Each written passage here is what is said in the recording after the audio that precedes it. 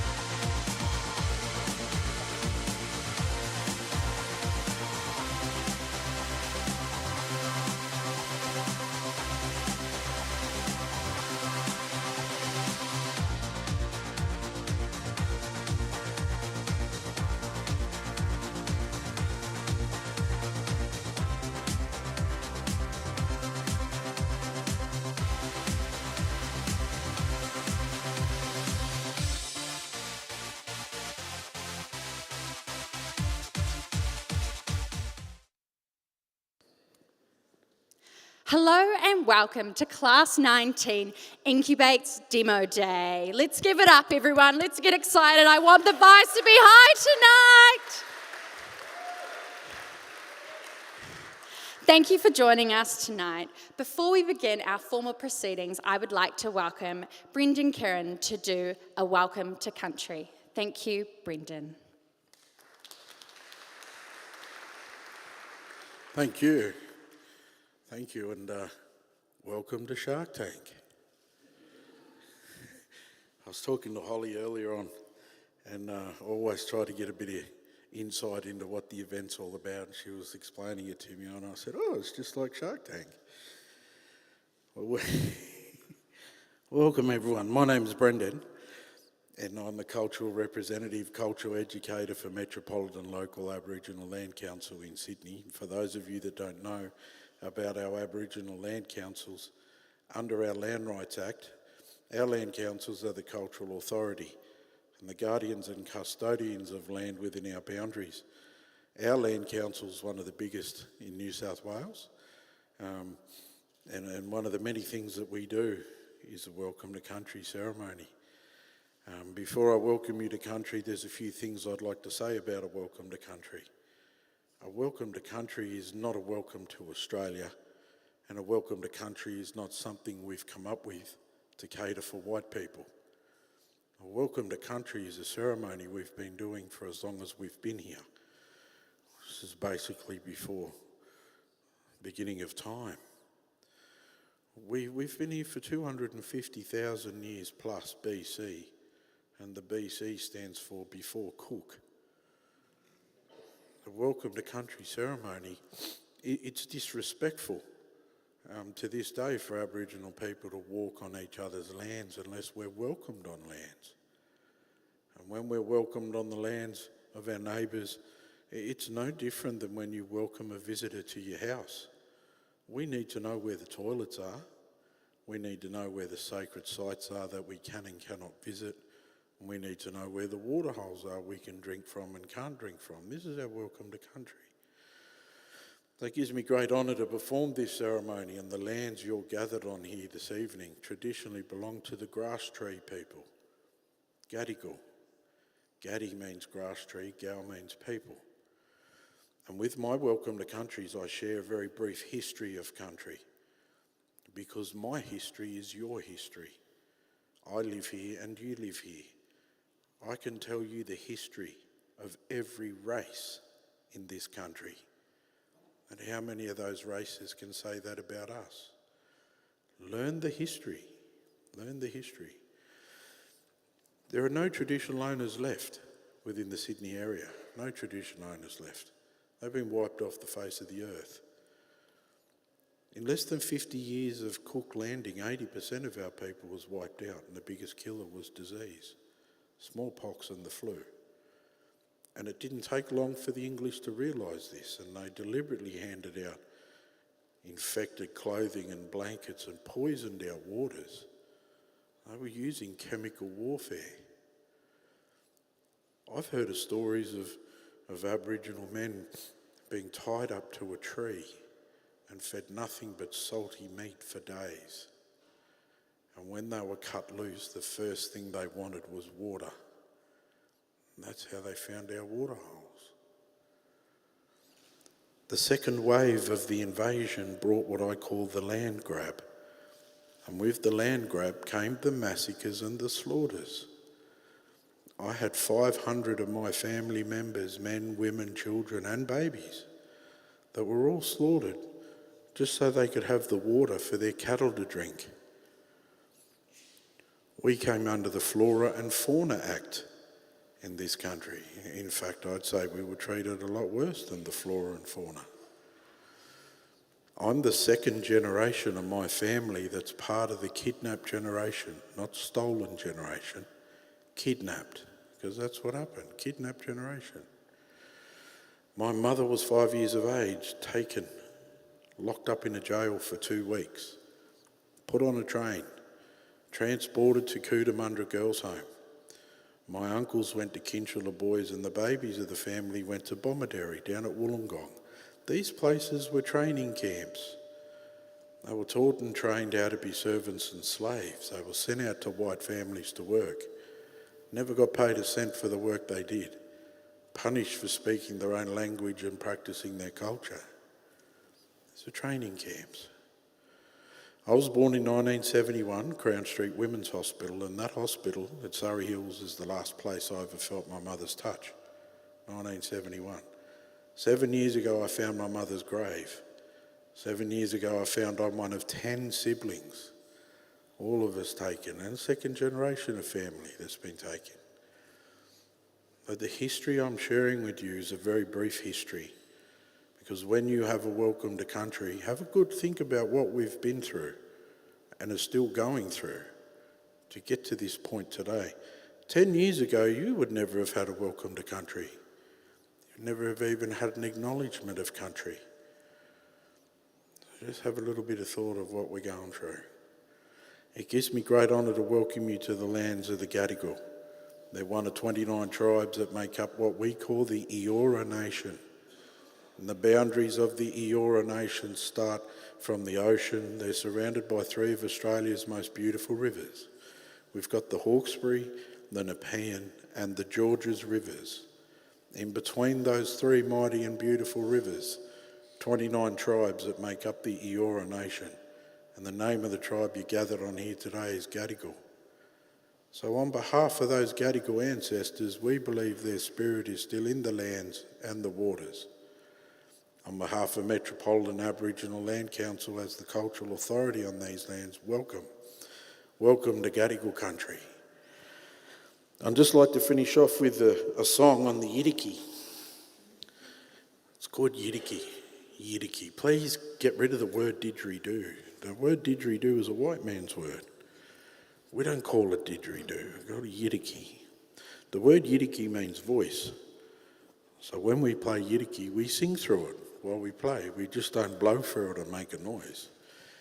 Every living thing on country has a song.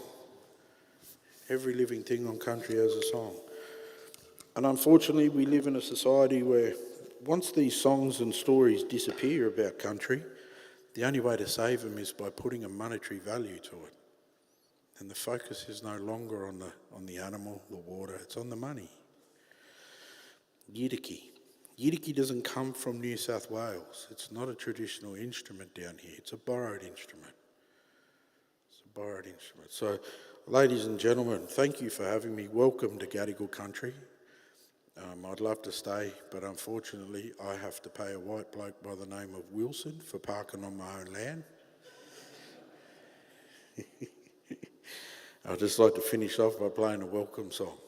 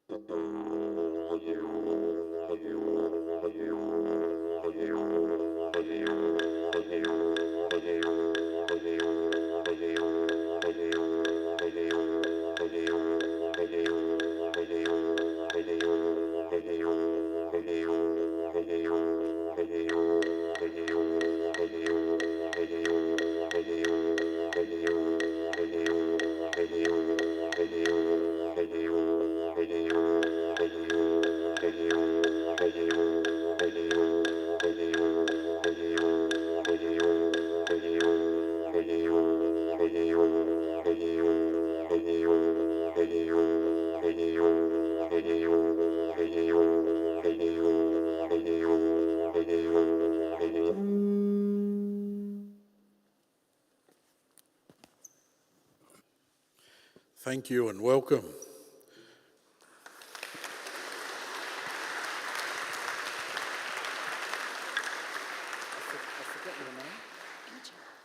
Imogen? I'm going to hand it back to Imogen now, and she's going to do an interpretive dance of everything I've just said. Just be careful, because I did do dance for a very long time before I gave it up for a corporate career, so don't, like I will. Thank you. Thank you very much, Brendan, for that warm, warm welcome. It is fantastic to be back in the Great Hall at the University of Sydney, but I also want to welcome those of us who are joining us on the online stream. We have 11 startups who are excitedly and also slightly nervously practicing their pitches right backstage now. We've got 11 startups to celebrate 11 years of INCUBATE this year. How exciting is that? Now, before we jump into the pitches, I do want to hand over to Professor Richard Miles, Pro Vice Chancellor, Education, Enterprise and Engagement. Thank you, Richard. Thank you very much, everybody. Now, I have a terrible tendency of dropping microphones like this. If you see me do it, just shout out and I will rectify the situation. First of all, thank you for coming tonight, especially with this absolutely terrible weather. I seem to remember, wasn't the weather terrible last year as well, or am I imagining that? But anyway, thank you for coming.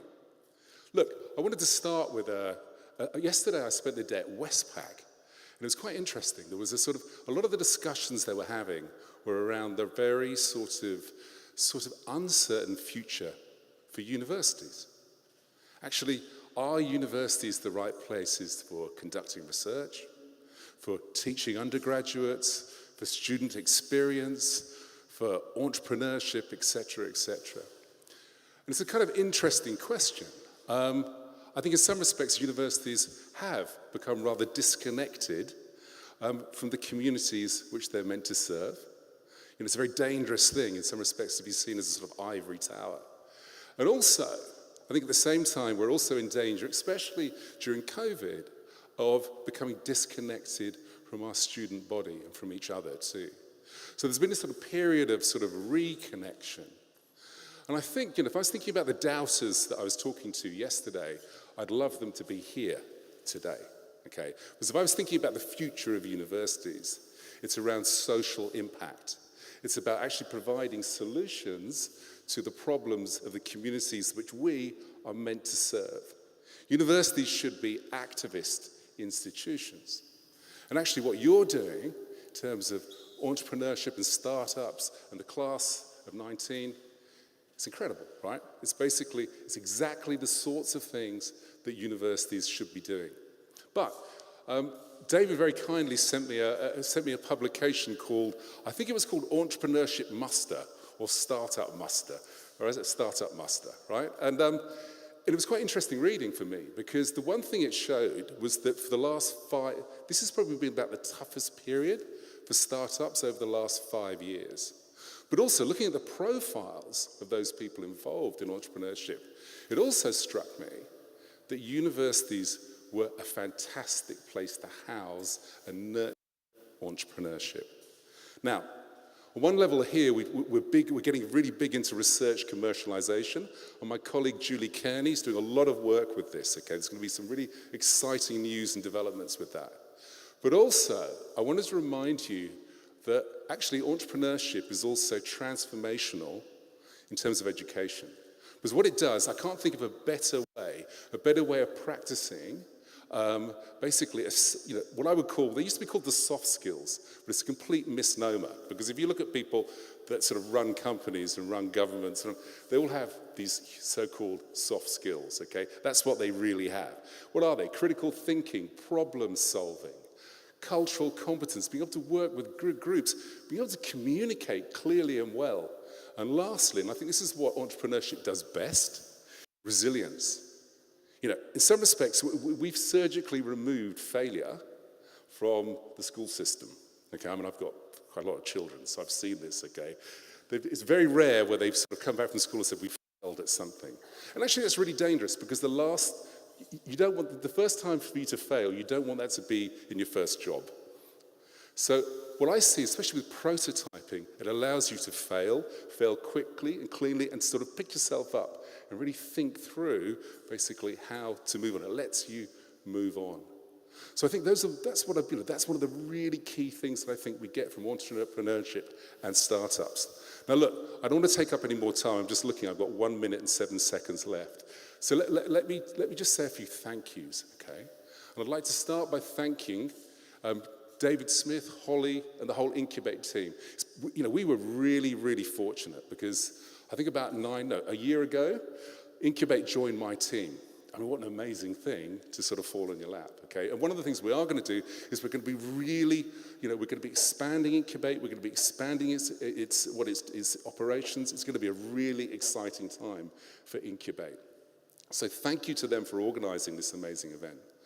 I'd also like to thank all the mentors, all those people that support these startups. And I'd really like to think about them for a while, okay? All of those people who've given up time, those mentors to basically help all of our startups. And also, all those faceless people, the families, all of those people that support people in their startups too, that also seems to me to be a really amazing thing. And last thing, I'd like to salute one thing, not your ingenuity, not your hard work. I'd like to salute your sacrifice. Because basically, behind every good idea and every good startup and every successful business is something that most people, it's common to most of these things, people have sacrificed and given things up for it. So let me salute you all and welcome you too. Thank you.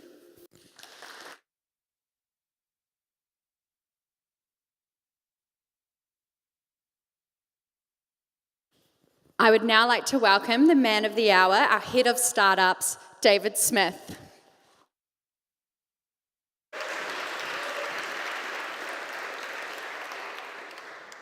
Man of the hour. I can assure you I am the least important person here.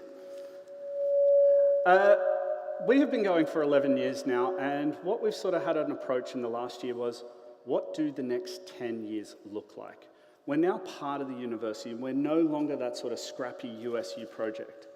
So what we did was we went back and looked at what our guiding principles actually are. I'm being told to move further along. There we are. There's the X. It worked when I was over there during rehearsal. And what we are is, we have a series of guiding principles. The first is we embody a founder-first approach. Now, Richard spoke about education and entrepreneurship being linked. Let's be real. Some of the founders who go through our program will never actually start a business. But what they are doing is they are building a skill set. Now, the founders that you are seeing tonight, they're either students, staff, researchers, or alumni at the University of Sydney. And by going through something like our pre-accelerator, our accelerator, they're continuing their knowledge. They're moving from the old model of get a degree, get a job, to a more continuous type of education. We encourage experimentation and validation. This is what the startup industry is based on. Our pre-accelerator programs, it's all about how quickly you can break things. The only time you get applauded in our pre-accelerator programs is when you say, I tested my idea and there's nothing there. They have failed fast, they've done the work. Now, you are going to see some startups later on where you are seeing the very genesis of their products. Version 1. For early adopters like me, that is the single most exciting thing. I love that. You are seeing people at the start of their journey. In 10 years' time, when you're reading about them in the financial review, you'll be able to say, I was there. We are dynamic, community-led, and entrepreneurial. Now, community is one of those buzzwords that everybody sort of throws around, but it is so important. Richard mentioned the startup muster before, and there was a massive controversy in the startup muster because a lot of the mentors listed were men, and they were men of a certain age, and I'm not going to sit here and self-own and complain about bearded white men being mentors, but we definitely are building a bigger community, a more diverse community, more dynamic. A great example is for pitch training, we didn't have the same old people come in and teach people how to pitch. We had the people that were here last year telling them, this is what it looks like, this is the real experience. Because I can teach them so much, but experience will teach them more. We encourage opportunity through diversity. We spoke about it in mentors, but it's got to be in founders too. We are smashing most of the industry norms for female founder representation. But at 46%, we're still not good enough. We need to do more. Things like our First Nations program, and we're looking to get a female founders program off the ground. These are important to encourage diversity. Because interdisciplinary collaboration, there is no gender, there is no school, there is no faculty that owns innovation. It's in everybody. They just have to have access to the right frameworks and the right networks. Class 19, 36% have come from one of our pre-accelerator programs. Another 18% went through pre-accelerator programs on the research side from the Sydney Knowledge Hub. 63% of our founders are still studying. There is a 28-year age gap between our youngest and oldest founder, and I am safely closest to the oldest founder than the youngest. 45%, sorry, I said 46, have a female founder, and we represent 11 schools and faculties. But I am the least important person here. It is all about the startups. So let's get started. Silos have existed in farming for thousands of years, but data silos are holding farmers back. Here to break those silos is AgX.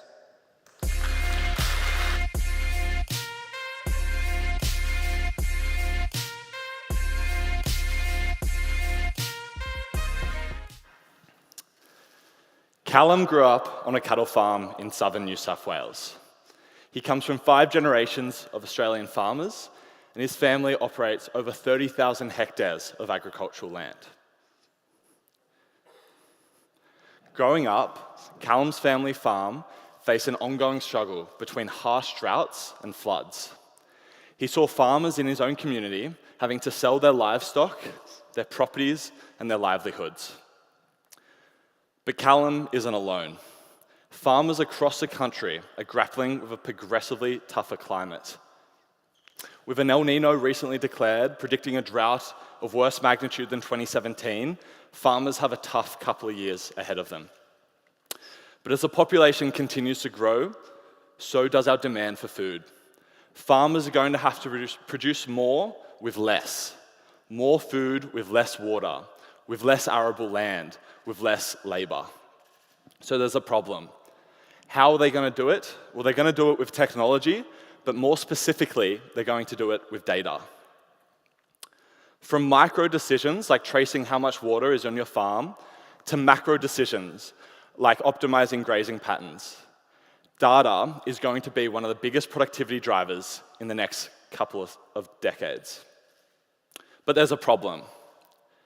Adoption of agtech on Australian farms, particularly livestock, has been limited. And there's 2 major reasons for that. When talking to farmers, the first massive problem is that the industry right now is heavily fragmented. It means for farmers to put agtech products onto their properties, they have to independently manage a bunch of different dashboards. It takes a lot of time, it's frustrating, so farmers just don't do it. The second problem is that the value of all of this data comes from unification, but none of the tech is talking to each other. It's like having an autonomous car try and operate only from speed data. Farmers are likewise struggling to make important decisions from isolated data streams. So when talking to farmers, these two problems were the reasons why they weren't integrating IoT systems onto their property. And they constantly asked us to find an easy, affordable way to get the important data from their farm into a central dashboard. And that's why we created AgMesh. AgMesh is a simple device that lets farmers plug and play any type of sensor, anywhere. It gives farmers the ability to create data streams, like how much water is in their tanks, to how much moisture is under the soil of their paddocks. The Australian government recognises how important this technology is, only last week announcing a $30 million grant, giving farmers a 50% rebate on IoT sensors like this on farms. But what is the value of having all this data if it's not unified, if it doesn't talk to each other? And that's why we created the AgX platform. The AgX platform is a central database that allows farmers to interact with their sensor data. But sensors are only one part of this problem. So we've added in livestock data and satellite image analysis as well.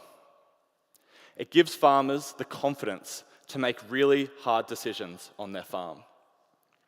We've heard it from New South Wales to Montana, that the farmers that survive are the ones that make the right decisions early. Decisions that can only be made when the data is unified. Now, I've talked about that a lot during this pitch, so I want to give you an example of what that looks like. So a farmer has sensors all across their property. One of those sensors is tracking how much water they have in their water tanks. They use AgStock, our livestock management platform, that tells them and us where their cattle and sheep are on property at any one point in time. And then every week, we take multispectral satellite imagery and we do analysis on it to find what paddocks are poor performing and to track critical water assets like dams and rivers. Now, independently, each one of these data sources provides value to farmers. But it's only when they're combined that we see that there's an issue here. The farm is overstocked and the farmer should be alerted. But this is one example. We've found examples ranging from simple questions like, has a pipe burst on my water tanks, to complex macro questions like optimizing grazing or predicting drought conditions in the future. Remember that boy at the start of this pitch? Just before moving to Harvard to study electrical engineering, Callum and I co-founded AgX. But why are we so passionate about this space? Having both grown up in country towns, we know how useful this technology is in empowering Australian farmers. And that's a vision that has been backed by some of Australia and America's foremost accelerator programs. We started developing this software at the start of the year, but already we have AgMesh sensors on farms across Australia and America. Our livestock management system is tracking over 65,000 head of sheep and cattle, and we've just gone into a trial with a large-scale farming group. Farmers are using our platform every day to make better decisions. So if you know any farmers or you have connections to farming groups or organizations, we'd love to chat. Or alternatively, if you just want to come and have a look at our platform, feel free to find me over there, and I'd love to walk you through it. Thank you.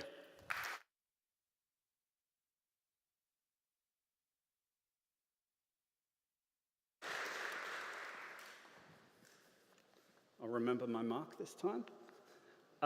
When you're going to have a glass of champagne later on tonight, talking to the startups, you're not going to think to yourself, man, I wish somebody would water this down for me. So why do we accept it in our beauty products? Here to fix that problem is Santí and me.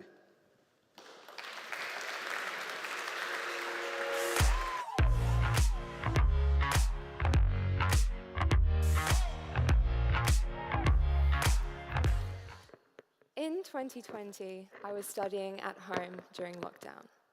And instead of going on a sourdough craze, I ordered a couple of clay face masks online, but they were disappointing. They left my skin feeling dry and chalky.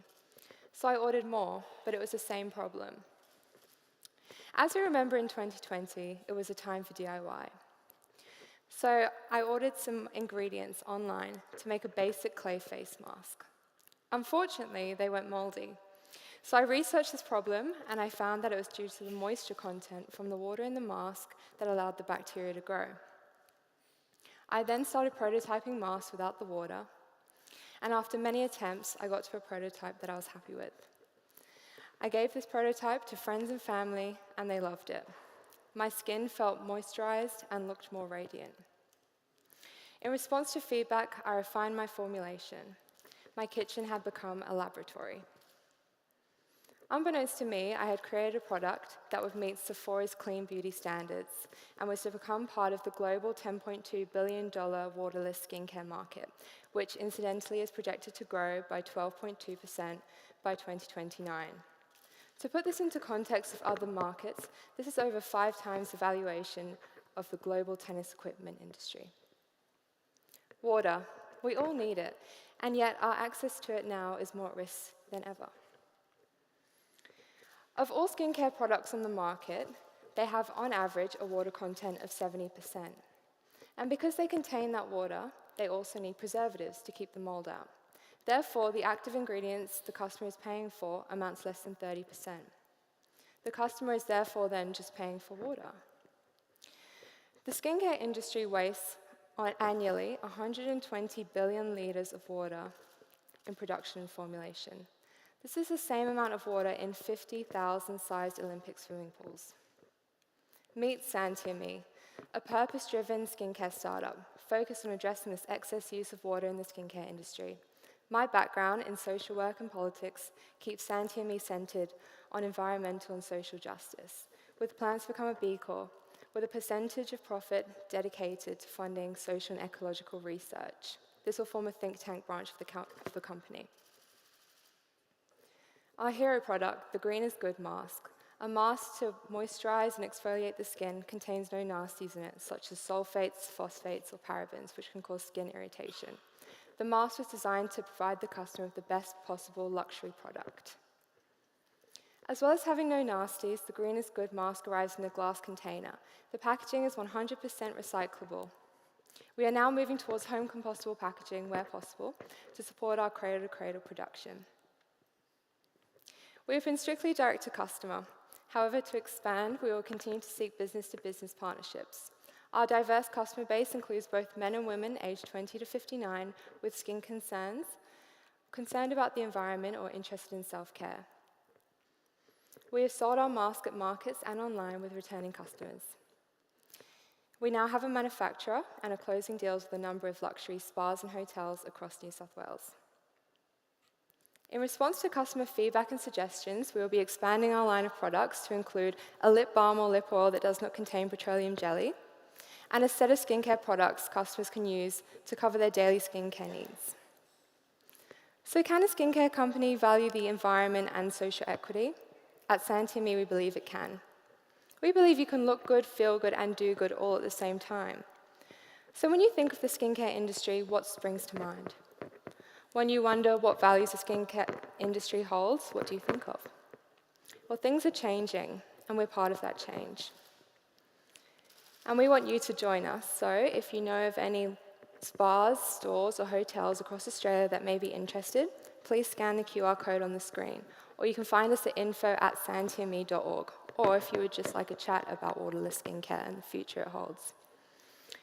So we're not just a skincare company. We are changing the way that the skincare industry works. Thank you.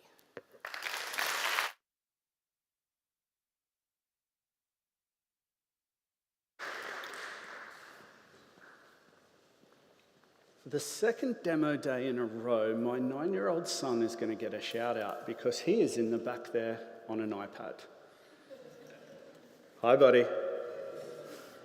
Screen time, as parents, we all know it's bubblegum for the brain, but sometimes it is necessary. But technology can be used to be massively beneficial to young minds. The Magic Story Builder.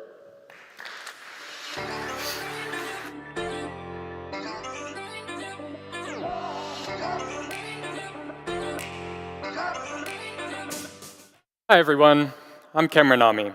I'm an AI software developer and the CTO and co-founder of AI. I'm originally from the United States, more specifically Ohio, the Silicon Valley of cornfields. I left my amazing homeland to live in Sydney to join Australia's rapidly growing tech ecosystem, where the future is being written today. I've joined forces with my co-founders, Peter Kazakaw's OAM, a serial entrepreneur, and Crystal Shu, a tax, legal, and accounting specialist, to develop our project, Magic Story Builder. Who here is a parent of a young child? Hands up? A couple of you, good. You know the struggle, coming home or logging off late from work, too drained for quality time your child desperately needs. Instead, you let them sit and watch TV, play video games, or you just give them an iPad. It's a familiar story, but did you know that since the start of COVID, children's screen time has surged over 50%? That is more than a statistic. It's a generation at risk. Gone are the days of tucking your kid into bed and them looking up at you with wide eyes, asking you for a bedtime story just for them. Now, they ask for their iPad, fostering a lifetime of bad habits that diminish social and creativity skills. So the question we need to ask ourselves, as parents, educators, and policymakers, isn't merely, how do we cut screen time? The real question is, how do we fill that time meaningfully? That's where Magic Story Builder comes into play. Magic Story Builder is more than just a toy. It's an interactive device which empowers the imagination of children through the use of play-based learning and storytelling. Imagine sitting next to your kid with their Magic Story Builder in hand, where they have the agency to tell the device what they want in the story, whether it's a dinosaur, a unicorn, or themselves. The device then uses cutting-edge technology to weave a tale filled with mystery, adventure, and life lessons, where a new story is made every time, all without the use of screens. After Magic Story Builder reads your child their story, it then quizzes them, ensuring that your child has been both educated and engaged. We've surveyed hundreds of parents and dozens of childcare centers, asking them, what's the most important thing you consider when purchasing a product for your child? The most frequent responses? Educational value, entertainment, kid-friendliness, and safety. We've taken all of these into account when designing Magic Story Builder. We meticulously infuse each tale with age-appropriate educational lessons, ensuring that we captivate and nurture every young mind. Our commitment to inclusivity has woven a rich tapestry of content that welcomes children of all abilities into a safe, engaging, and wondrous world of learning. To ensure we can deliver Magic Story Builder to as many children as possible, we've crafted a diverse revenue model that includes both B2B and B2C channels. On the B2B front, we're partnering with educational institutions and have already conducted testing at childcare centers, demonstrating that our product can serve as an invaluable educational tool that aligns with curricula. For our B2C approach, Magic Story Builder will be available for purchase through our website and select retailers. We also offer users subscriptions and add-ons which they can use to enhance their experience in a more unique and personalized way. We're excited to announce that we will be launching Magic Story Builder on Kickstarter early next year, coming into your child's hands by Christmas 2024. Imagine the look on your child's face as they unwrap the gift that will not only entertain them, but also enrich their lives in a meaningful way. So don't wait. The future of storytelling and education is here, and it's called Magic Story Builder. Join us, and together, we can build brighter minds, one story at a time. Thank you.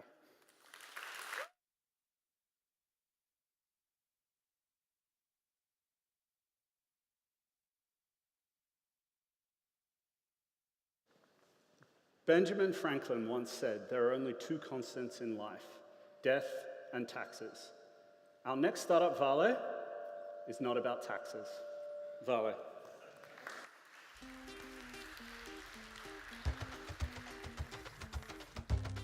Thank you for the uplifting introduction, David.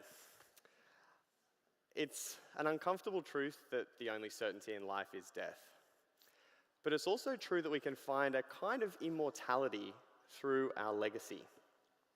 I'd like to tell you about someone who left an incredible legacy. One of my favorite musicians, the godfather of soul, James Brown. James was born in the Great Depression into extreme poverty. His mother left when he was 4 years old, and he moved in with his aunt, who was running an illegal moonshine business out of their home. When James was a teenager, he was in and out of juvenile prison. But when he finally got out of prison, he dedicated himself to making music. As a musician, James's energy was infectious, and people couldn't get enough of it. He became an international superstar, a businessman, an icon. At 33 years old, James was the first African American to ever own a private jet. But James never took his success for granted. Even from the early days, James did everything he could to give back to his community. In the 60s, he even became a civil rights advocate and released a smash hit song called Say It Loud, I'm Black and I'm Proud. It's no surprise that when James started thinking about his legacy, he made a will that established a multi-million-dollar foundation to help underprivileged kids get a better education. That was the legacy that James wanted to leave. But when James died, none of that happened. Instead, over the next 15 years, James's estate sat there unadministered. There were numerous delays. People came out of the woodwork trying to claim their piece of the pie. James's estate was complex, and tens of millions of dollars were spent in legal fees. But worst of all, hundreds of underprivileged kids who would have otherwise been given a leg up in life by James's extraordinary legacy got nothing. When most of us think about our legacy, we want to be remembered for how we left the world just a little bit better than it was when we got here. Even if we're not here to see it, we want to leave a legacy that matters. What we don't want is to be remembered for the stress and confusion that followed after we die. Now, we can never stop every family dispute, but what we can do is we can make estate administration easier. And in doing so, we can reduce the risk of conflict, and we can help families weather the storm of grief together. Our mission at Vale is to simplify the estate administration process with digital tools that make it easier, quicker, and cheaper for everyone involved. See, James's story isn't unique. In fact, the annual cost of simply giving people their inheritance is over $20 billion. The reason it's so expensive is that we're still using the same tools we were using 100 years ago. And as a wills and estates lawyer myself, I'm intimately familiar with these tools. See, when someone comes to me to ask for help with a family member's estate, I have no option other than to use paper documents sent through the post to coordinate a lengthy, risky, ad hoc process involving multiple family members, banks, share registries, super funds, insurance companies, and government bodies. But Vale changes all of that. With a single digital workspace to securely exchange estate information, Vale eliminates the delays, risks, and costs of paper processes so that beneficiaries, like those who missed out on James's legacy, receive more of their inheritance sooner. Our team of legal tech product experts, designers and software engineers, led by myself and my co-founder Grant, have built the first version of Vale, which will be launched next month with our pilot law firm. We've already raised $200,000, and we're looking for more. Let's learn from James's story and do better for grieving families. Please scan the QR code and join us in building the world's first fully integrated digital platform for better estate administration. Thank you.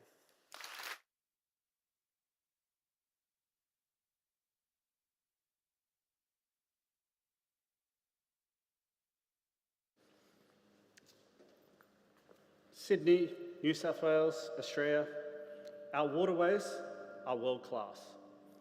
Our infrastructure planning, not so much. So here to provide ready-made solutions, here to provide ready-made solutions to man-made problems is Colin from Blue Green.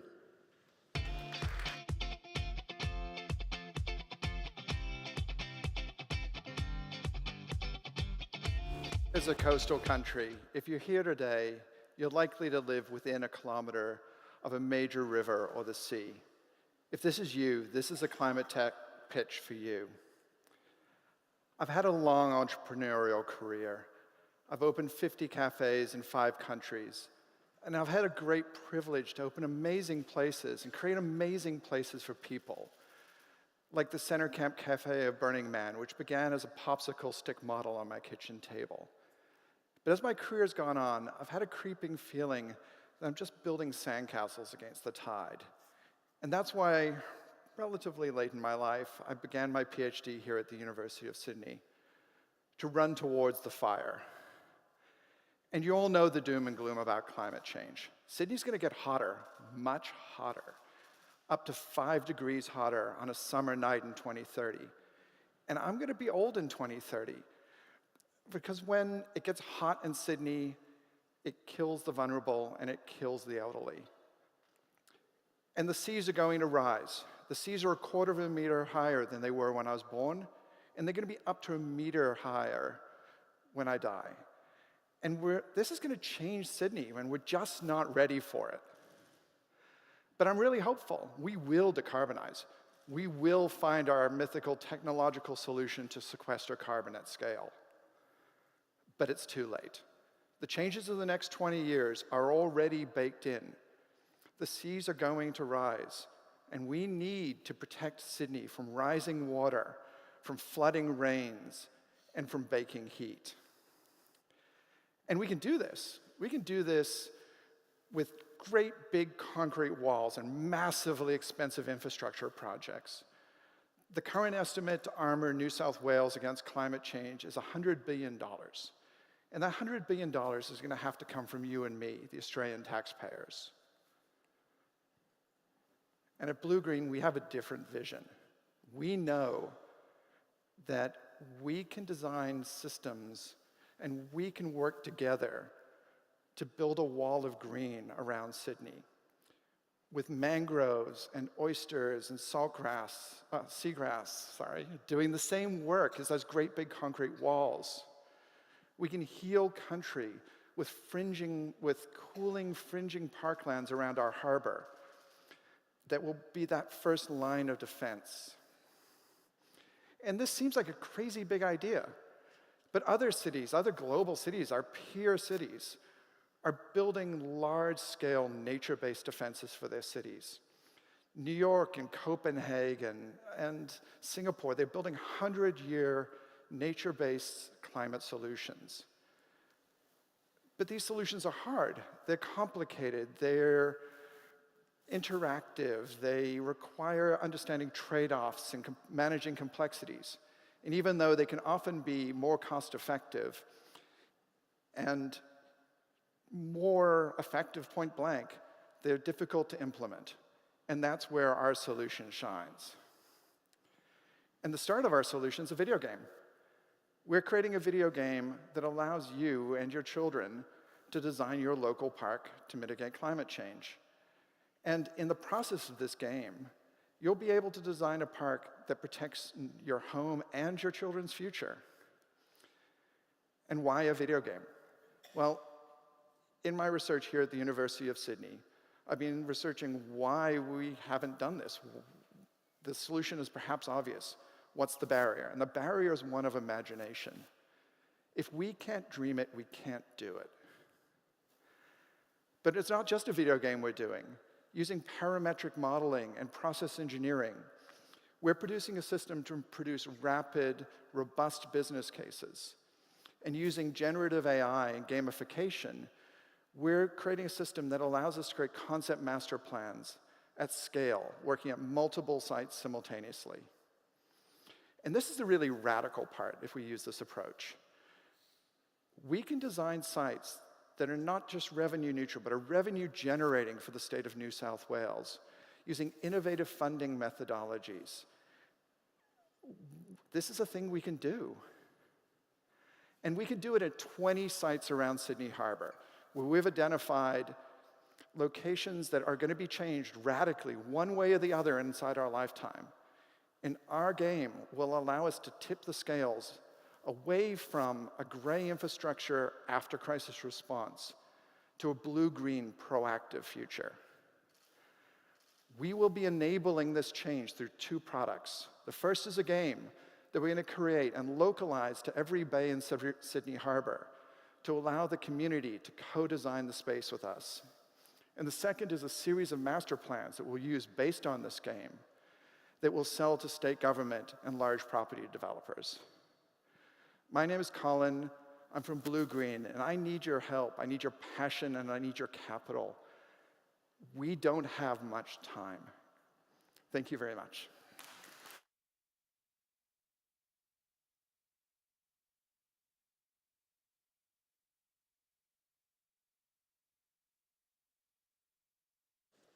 Who here has heard of generative AI?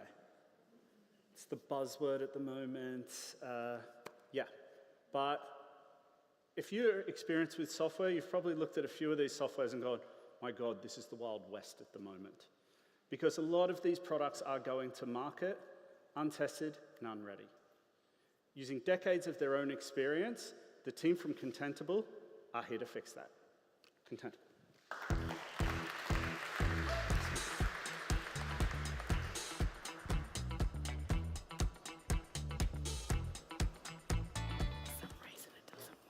Developers are rushing to add AI features to their applications. However, 70% of those features never get to the hands of the users. I'm going to tell you why. It's because they currently test these applications based on their vibes. I call it the vibe check method. And this is not just according to us, it's according to the State of the AI report that recently just came out. What does it mean? They first engineer a prompt, they test it on a few examples, and they say, that's good. Let's ship. It's now off to thousands of people around the world. Just imagine for a second if we didn't test software. Things could go wrong very easily. You could get lost in a sea. When an app like Uber gets an update from developers, there's a whole set of automated and end-to-end tests that are being performed to make sure that the app is working as expected and nothing breaks. However, that's not the case with AI right now. And apart from the memes, it's even more important to test these applications because of the inherent risk of these AI. By automating testing, you're able to reduce hallucination, you're able to iterate faster, you're able to improve the accuracy of your AI application, but also reduce the cost by using the right AI for the right job. I'm Maz, and this is Pratik. I've done a PhD in AI, and I've been working in the industry for a few years. Pratik's got 14 years of experience in the industry, and we are both experienced AI engineers. We've seen the problem firsthand, so we decided to fix it. At Contentable, we help you do that in 3 easy steps. 1, we help you to create and prototype these applications quickly.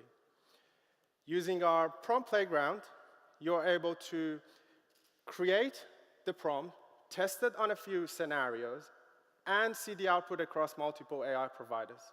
This will help you get the vibe check, but we won't just stop there. By automating testing, we allow developers to see how their application is performing as they're making changes to it. Currently, they have no visibility. They're just running blind. Last but not least, we put the human experts into the loop. And this is particularly important for scenarios where AI is looking into very expert domains, such as doctors, lawyers, nurses. For these scenarios, you want an expert in the loop to be able to teach the AI what's right and what's wrong. We help you do that. This is what we call LLM ops. With the rise of large language model, this is going to be a huge industry.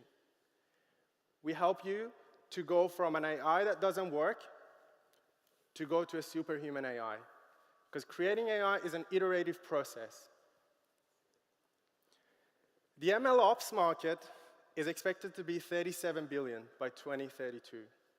And assuming that LLM ops is only 25% of that, that's going to be a $10 billion industry that we're going for. Over the past few months, we've launched the version 2 of the Contentable. We've got 120 upvotes on product hunt on a single day, and we have 150 users signed up so far. We're currently working with 3 enterprise customers. One of those has committed $20,000 to us so far. That's us, and we are raising. So if you'd like to learn more, scan the QR code or come have a chat with us. Thank you.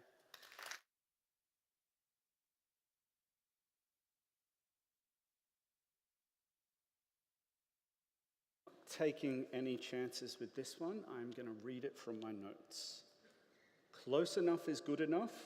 It's an okay attitude for some jobs. Probably a bit confronting if it's a caregiver or someone you love.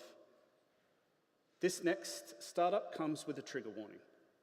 The following pitch may be distressing for anyone who has experienced dosage mismanagement in the health system or child death. SetDose.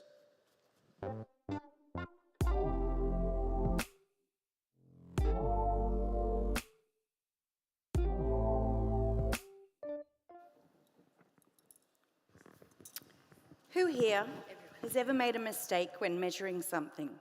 Maybe in the kitchen, teaspoons, tablespoons, maybe around the home. We all know the saying, measure twice, cut once. But to err is human, right? We all make mistakes. But what if this mistake is when you're measuring medication and the result could be serious harm? Hi, I'm Beck Moles, and this is Noel Wheat, and we're the directors of SetDose, a medical device company eliminating the risk of liquid medication dose error. But before I tell you more, I'd like to share with you a true story. While I was conducting my medication safety research, I came across an elderly gentleman. He's been de-identified for the purposes of tonight's presentation, so let's call him Trevor. Trevor was admitted to hospital for overdose due to measuring mistakes. These mistakes occurred in his aged care facility by one of the employed caregivers. Here is a snippet of his aged care chart. In this case, Trevor accidentally received 15 times the dose of his liquid antidepressant and 67 times the dose of his liquid antipsychotic. This resulted in Trevor being in hospital for nearly a week, but miraculously he didn't die, but not everyone is so fortunate to survive from these types of errors. In fact, in this country, approximately every 6 hours, somebody dies from accidental poisoning. And those, our most vulnerable, are at the highest risk, over 85 or under 5 years of age. And whilst this is the mortality data, the actual error rates are staggering. In one day in an aged care facility, 15% of the residents will have an error associated dose. Sorry. My own research with over 400 caregivers shows that 2 in 3 make errors. And as professors in the Sydney Pharmacy School, we actually realised these skills are not inherent. Even our students, 1 in 10 in first year, make an error when dosing liquid paracetamol. And I'll joke now, we lightheartedly joke about the 30 fictitious babies that died this semester. But in all seriousness, these students will be accurate. They have 5 years of training. Why would we expect the general public or those in an aged care facility with 1.5 days of training to get this right every time? And as a medication safety pharmacist, I feel so compelled to help. So we formed a multidisciplinary team, doctors, pharmacists, nurses, and engineers to tackle this problem head on, and SetDose was born. SetDose is a medical device designed to attach to standard syringes. The pharmacist sets an accurate dose card and puts this in the device, and it accompanies the liquid medicine from the pharmacy. The caregiver, upon drawing back that medicine, is not physically able to draw back more than prescribed, thus no one can be harmed. And it's all mechanical. There's no electronics, so it's an inexpensive solution to a global problem. The current disposable syringe market is worth $15 billion and growing. And the great news is that SetDose isn't competing with this market. It's augmenting this market. It's the perfect accompaniment to each and every one of these syringes to make sure that doses that come out of them are safe and accurate. Our team were awarded 3 seed funds from the University of Sydney, and we won a Pharmaceutical Society of Australia's Shark Tank competition to iterate the first prototypes and to patent the device. Further funding from the university's development hub allowed us to work with industrial designers to get SetDose to a feasibility trial that's currently underway. We're thus preparing for a $1.5 million seed fund to get SetDose registered and into the aged care sector within the next 2 years. So if you're a venture capitalist or angel investor, we'd love to talk to you about equity investment. We'd also like to have a chat to those with experience in product regulation and development. SetDose will alleviate the stress of the aged care worker. SetDose will ensure that mums and dads get each and every dose right for their child every time. At SetDose, we're all about eliminating the risk of liquid medication dose error. Set the dose, eliminate the risk. Thank you.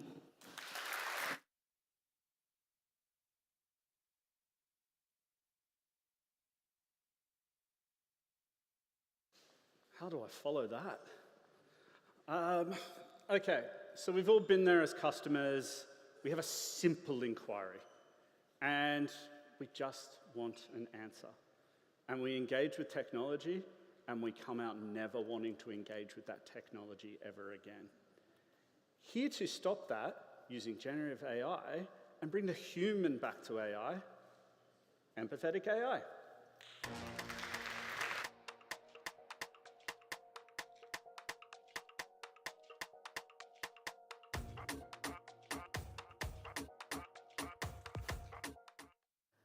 When we talk about chatbots, what's the first thing that pops into your mind? Efficiency? Automation? Or perhaps frustration? According to a research conducted by Accenture, 65% of the participants said that the first impression of chatbots is robotics replies and the endless cycle of, sorry, I didn't understand that. Here's a conversation between my friend Emma and the chatbot when she was trying to send money to the UK. Hi, I want to transfer money to my friend in the UK. How much would it cost me? Welcome to ABC Bank. For international transfers, kindly refer to our website, abc.com/international transfer. Oh, I just want to know the fee for transferring, say, $200. For detailed fee structures, kindly refer to our website, abc.com/fees. I'm on my phone and just want a quick answer. Could you tell me the fee for a $200 transfer to the UK, please? I apologize for the inconvenience.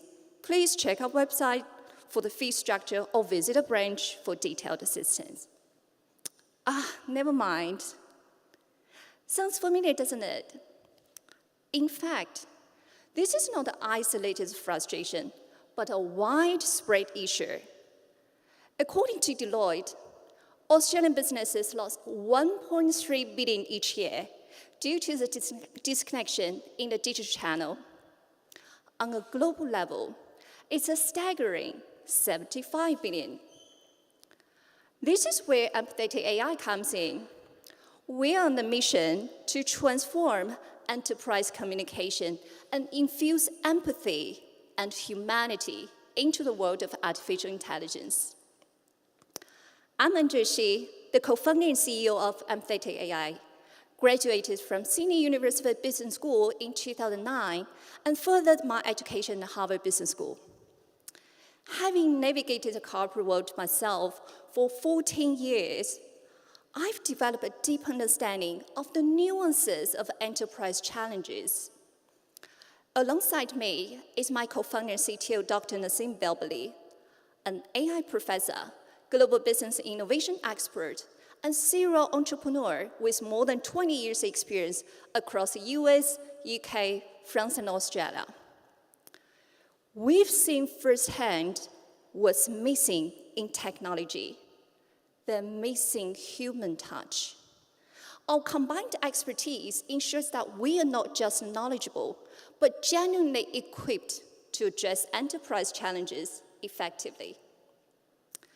At Empathetic AI, we leverage generative AI technology for enterprise solutions, filling a gap in the market for truly intelligent and adaptive communication tools. Instead of just repeating the predefined answers like most of the chatbots, our AI takes in what the user is saying, processes like a real human being would, and gives back a thoughtful response.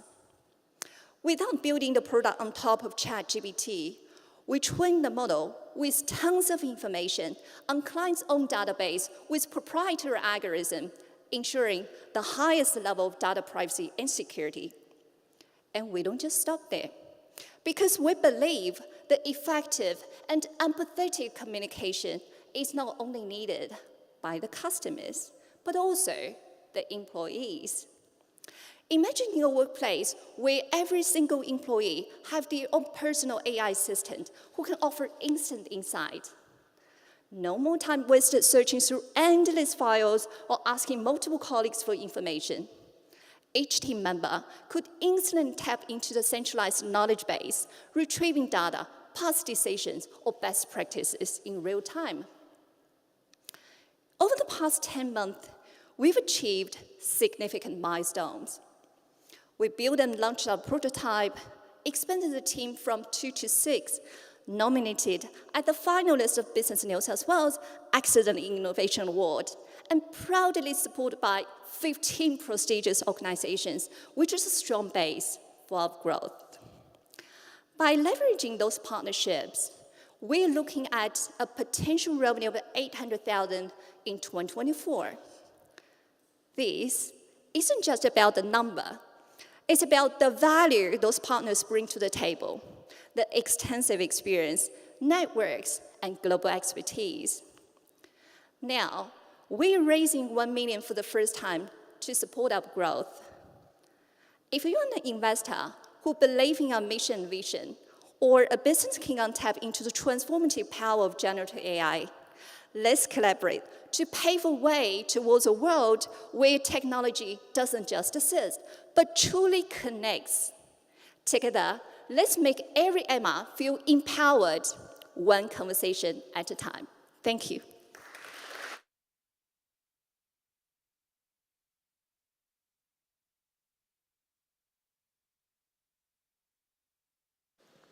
We all want to do our bit for the environment, and multiple industries have cropped up to help us with that, to help people be more sustainable. Here, helping one of those invisible industries is the team from Everyday Zero.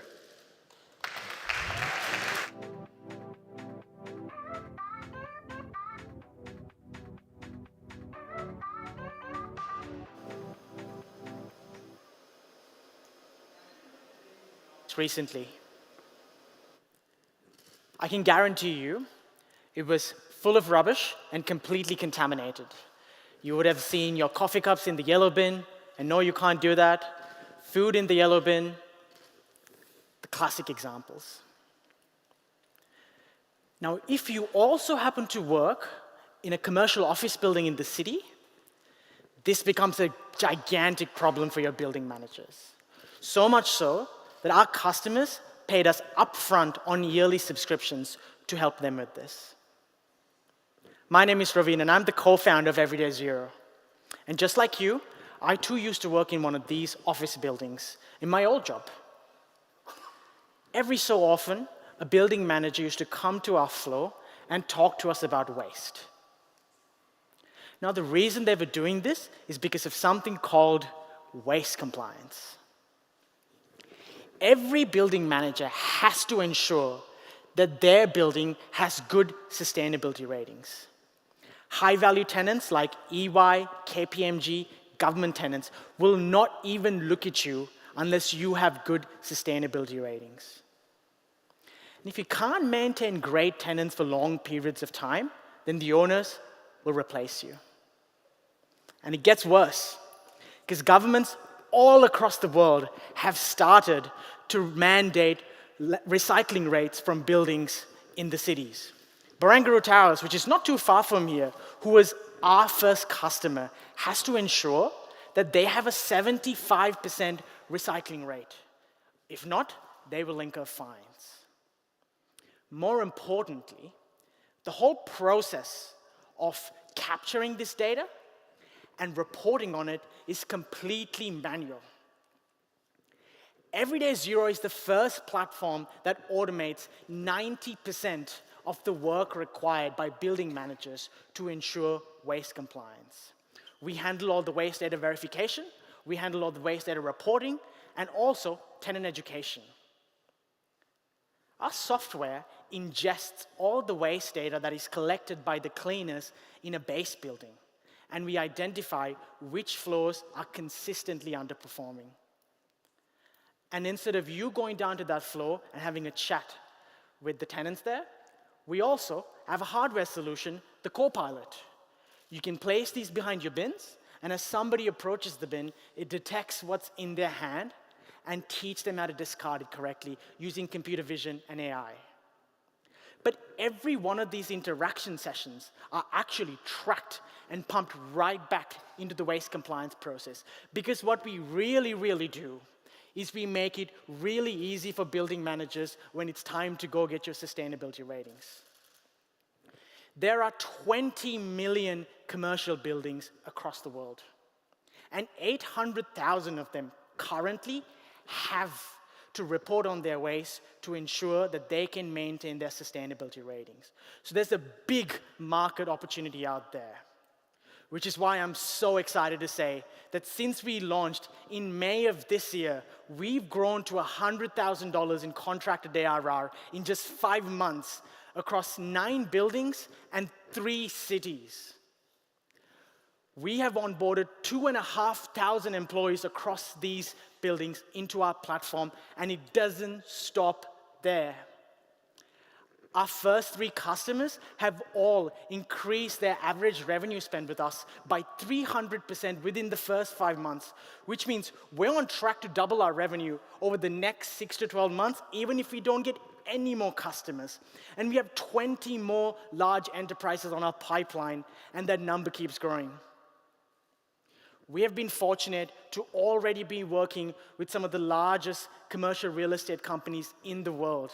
And the amazing part of this whole process is that they've spent upfront on us before we delivered anything, hardware or software. And since Jack and I, my co-founder, are both technical co-founders who worked in software companies as software engineers, we've had the skills to be able to deliver the technology in the short term.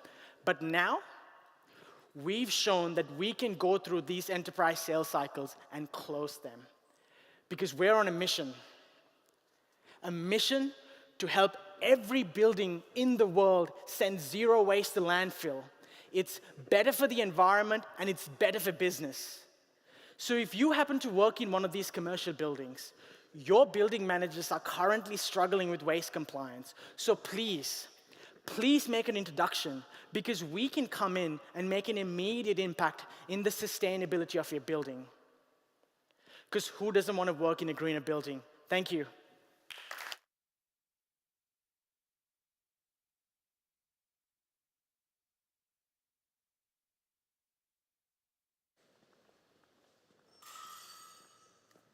Innovation is a game of minute differences.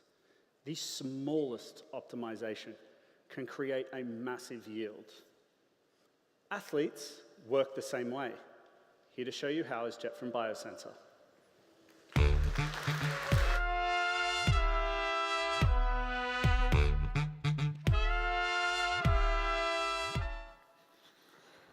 Australians love our sport, and we love our athletes.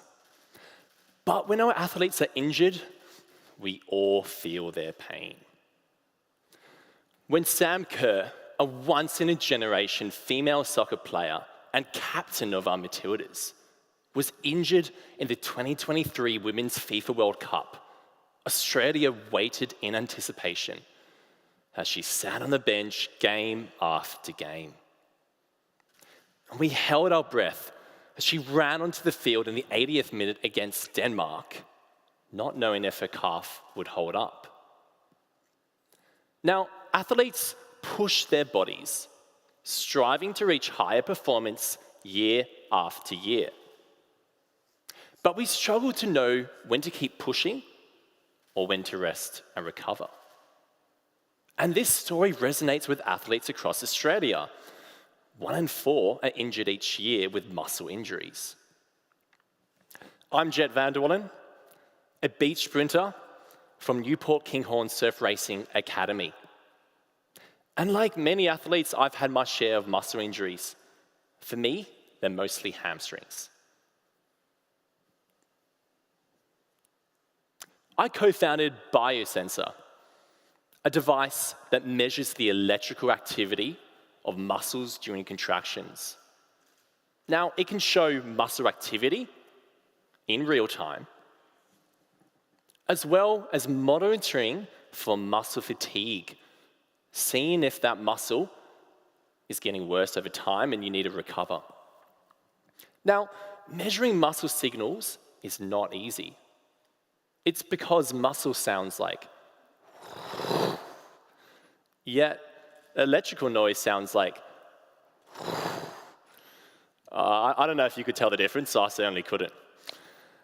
And most muscle sensors struggle to deal with this effectively. It wasn't easy, but after 4 years of prototyping, we did it.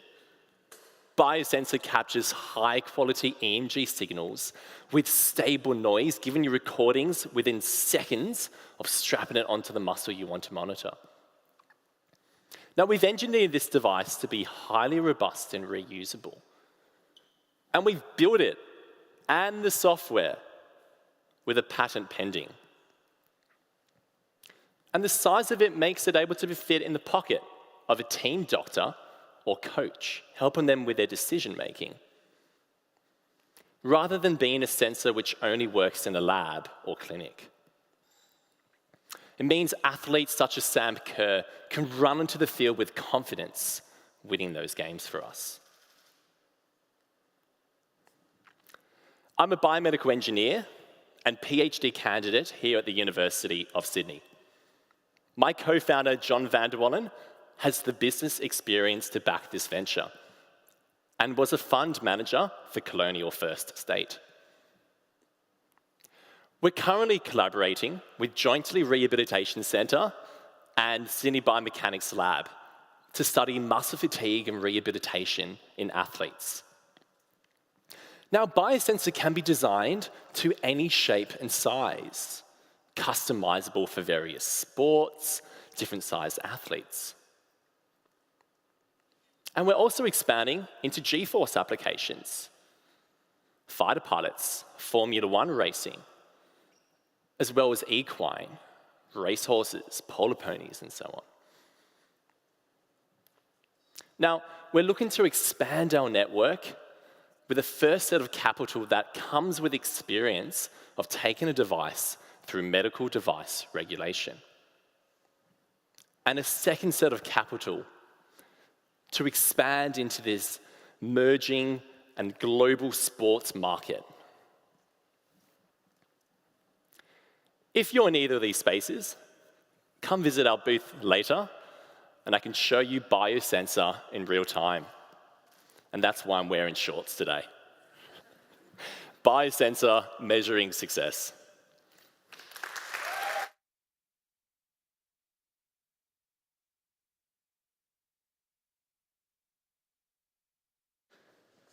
Our last startup for the night is about to come on stage. Now, our views on things like smoking, diet, exercise, they've moved on from the 80s, very thankfully. Unfortunately, our relationship with the sun is stuck in a slogan that is probably older than most of the people that pitched here tonight. Here to fix all of that and fix Australia's relationship with the sun is Emily from SUNLUV.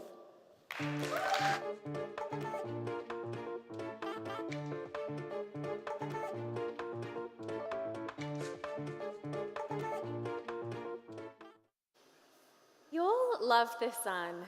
Well, most of it. 95% of the rays that reach us are between the infrared, the warmth we feel, and visible light that brightens our days. However, it also emits a radiation we have no sense to detect. This is the ultraviolet. We can't see or feel it. Now, while it makes up less than 5% of the rays that reach us, it's incredibly dangerous. It causes a cancer with 5 times the incidence rate of all other cancers combined in this country, skin cancer. In Australia, skin cancer holds our unenviable title of being Australia's national cancer. Did you know that more than 2 in 3 Australians, 2/3 of our audience today, are expected to be diagnosed with some form of skin cancer in their lifetime? And it costs our Australian health economy $1.7 billion annually. Now, while we've come a long way in the treatment of skin cancers, how we actually prevent skin cancer has remained largely unchanged since our famous Slip Slop Slap campaign of the 80s. Completing a double degree in biomedical engineering and medical science, and with a family history of skin cancer, I obsessed into finding what are our key problems in our sun protective practices. And I found 2 key things. Firstly, sunscreen is our most common sun protective practice. However, most of us are applying it incorrectly. On average, we apply 1/5 to half the amount needed to achieve the SPF labelled, and we entirely miss applying to 1/10 of our face. This means that skin cancers near our eyes, lips, and ear region are common. Further, knowing when to reapply is largely a guessing game. Secondly, there's a huge gap in our understanding of the danger, which is UV radiation. Being entirely invisible, unlike other cancer-causing agents like tobacco or asbestos, this means we're unaware of its presence, we underestimate its danger, and we inaccurately look to how hot and sunny it is to decide on protection when we should be looking at the UV index. Hi, I'm Emily, the founder of SUNLUV, and we've developed Australia's smallest and lightest UV camera. This is one of the world's first and best UV cameras designed for the consumer market.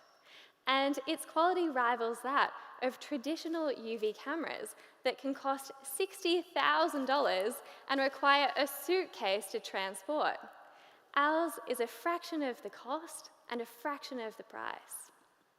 Now, if you're wondering, it is one of the few things that your smartphone can't already do. So on the left, here is a functional prototype of our compact camera you can throw in your bag for daily use. And on the right is our Australian first UV camera photo booth that can be used at community events and activations. So here's a demonstration. Here is my skin in the visible and in the UV. Firstly, it immediately shows where it shows my UV damage is. Signs of photo damage and UV damage. Secondly, it immediately shows where I've applied my sunscreen and where I have missed spots. And then lastly, if we emulate when reapplication is required by wiping, you can quickly see where I need to reapply my sunscreen. This means the SUNLUV UV camera is a game changer in sunscreen application, reapplication, and sunspots. So where to next? SUNLUV is honoured to be working with the Cancer Council New South Wales in piloting the camera at these exciting upcoming events, the National Skin Cancer Action Week and the ISPS Handa Australian Golf Open. So our ask for tonight, if you would like to have the UV camera at your upcoming event or would like to keep up to date with developments, please follow the link. Thank you.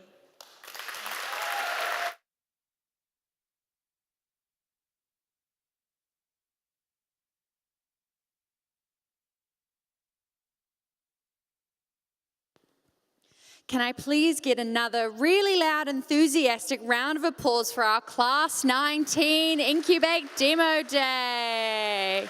How amazing was that?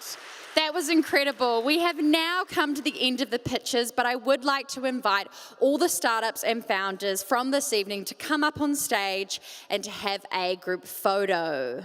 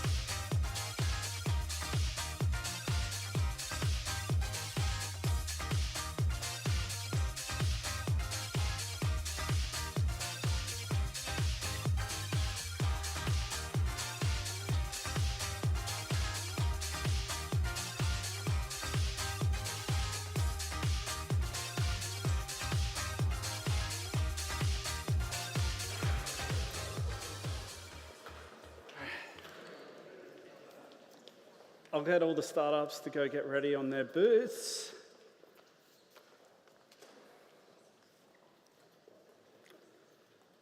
First of all, I just want to say a big thank you. Richard mentioned the importance of mentors earlier, but it is vital that we're able to lean on such an amazing group of supportive people, from the VCs, from the startups that have graduated before, from our friends at Genesis, Sydney Knowledge Hub. There is so much activity going on and people that want to help these startups in the room, and they are all better for that help. Now, some of you in the crowd are mentors that I'm looking to engage with later on. Some of you have mentored before. I look forward to working with all of you next year. Now, just to reiterate what we do here, we have a couple of different programs.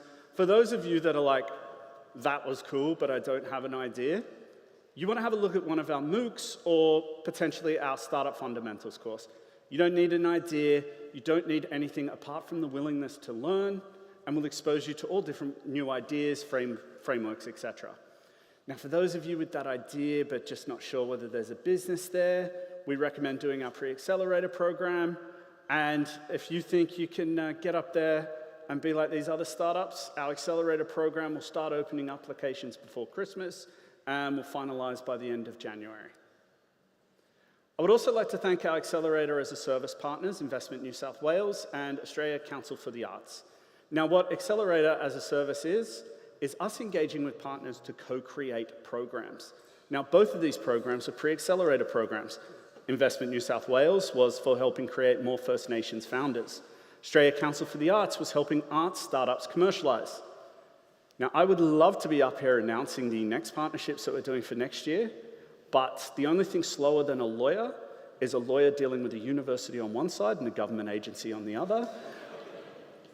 Follow our LinkedIn page. We will be announcing it as soon as the ink is dry on the paperwork, but we have a couple of partners to move forward with next year.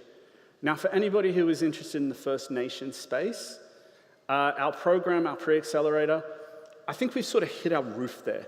We've hit where we can go in the current model. We want to send it Australia-wide. So we are looking for a commercial partner who is interested in empowering more First Nations founders and helping them develop their businesses.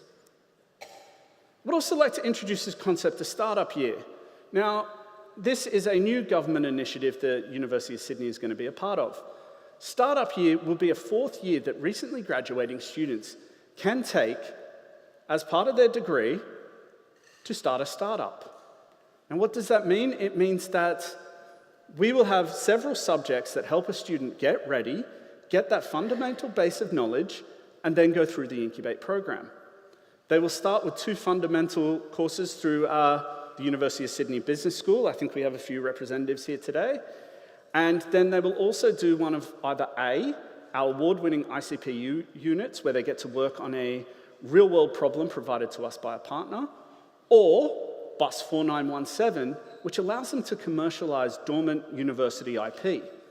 And then in the second half of the year, they will be doing a 24 credit point incubate. From start to finish, testing business model, learning how to pitch, building a financial model, building a hiring model, building a go-to-market. We talked about all the different skills that are coming out of universities. This will build resilience, this will build those soft skills that are so important. Now, I get up here every time and say this is the best cohort we've ever had. And I genuinely believe it, and anybody from the former cohorts, block your ears because you're special too. But I genuinely believe that this is the best cohort we've had because of this team. For those of you who don't know our team, Holly is our community manager. Now, I said at the start, community is a very big buzzword. But a community manager is so vital, and Holly has done such an amazing job of making us top of mind for the top talent that comes out of this university. It's not important just to be there, it's important to be exposed to the best and the brightest, and we genuinely have. Her work also allows these startups to onboard and get ready for these programs so they can just be ready to go. They can take all the mentor meetings, and she has taken all the pain out of joining a program like ours. Kaiman Nguyen is our pre-accelerator manager. Kaiman joined a year ago, and Kaiman has single-handedly raised the quality of every startup that he has been associated with. By taking over the pre-accelerator programs, what Kaiman has allowed us to do is to establish a base of knowledge that you must have in order to move forward into the accelerator program. Kaiman's hard work and dedication has raised the bar, and by raising the bar, it means we get the best. And by getting the best, it means we get the best cohort, which is tonight. Now, we've been around 11 years. Those are all the stats, but the single most important one is the value created. We have created over $120 million worth of value for this economy. So everybody, go out, meet the startups. Those of you watching at home, make sure you engage with these startups. They are ready. And I will leave you with this one final adage. The best investors are customers. So open up your networks to these startups and watch something truly great happen. Thank you and good night.